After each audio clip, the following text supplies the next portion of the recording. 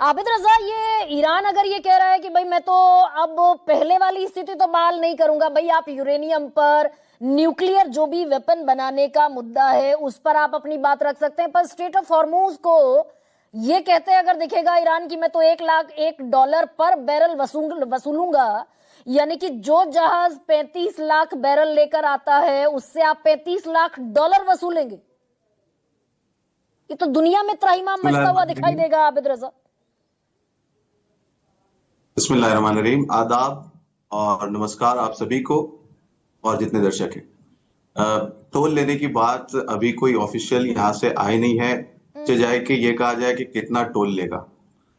दूसरी बात ये कि आप अभी जो हालात चल रहे हैं उसको अगर देखें तो इस क्रोनोलॉजी को समझिए कि पहले जो यही नेगोशिएशंस चल रहे थे, जैसे JCPOA का मसला हो जो काफी दिनों तक चला, उसको भी ट्रंप ने रोका था। और उसके बाद जो नेगोशिएशंस जारी थे, ओमान मीडिएटर था और 2 बार बीच नेगोशिएशन में अटैक किया गया।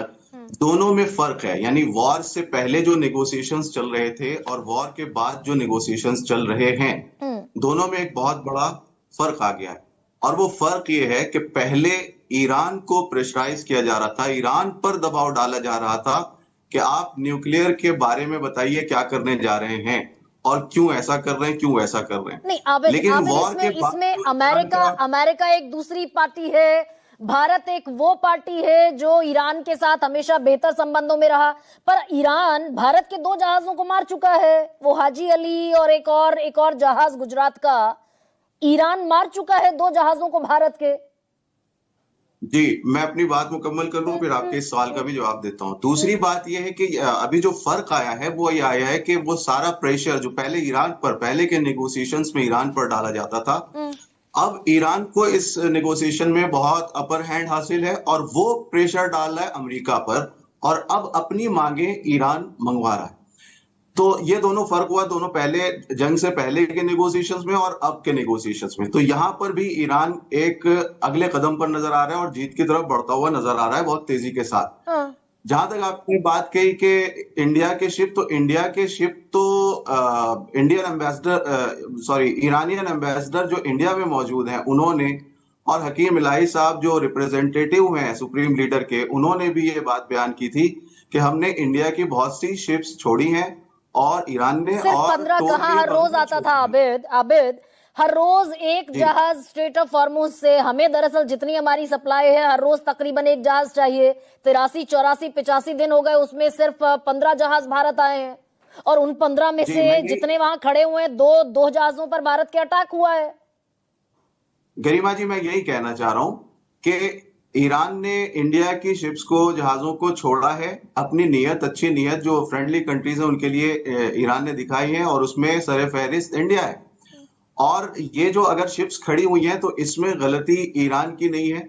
ईरान ने स्मार्ट कंट्रोल जरूर किया है, लेकिन साथ साथ ये भी कहा था कि फ्रेंडली कंट्रीज जो होंगी हमारी, उनके शिप्स यहाँ से गुजरेंगे, और वो गुजार भी रहा था और गुजारे हैं उसने शिप्स। लेकिन यहाँ पर मसला जो खड़ा किया हुआ है वो अमेरिका के ब्लॉकेट ने खड़ा किया हुआ है।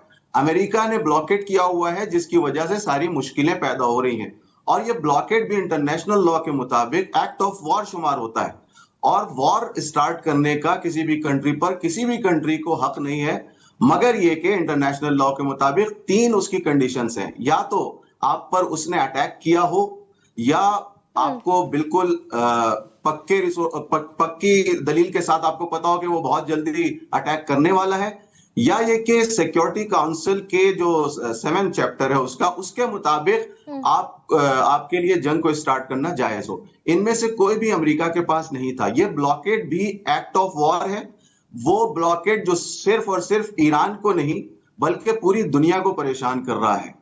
स्ट्रेट ऑफ हॉर्मुज पर ईरान का स्मार्ट जब तक ब्लॉकेट नहीं था आबिद, मैं ये ऑथेंटिक जानकारी आपको दे रही हूँ, ये ब्लॉकेट अमेरिका ने जब तक नहीं लगाया था तब भी भारत के जहाज स्ट्रेट ऑफ हॉर्मुज से गुजरने वाले वो नेग्लिजिबल थे। पर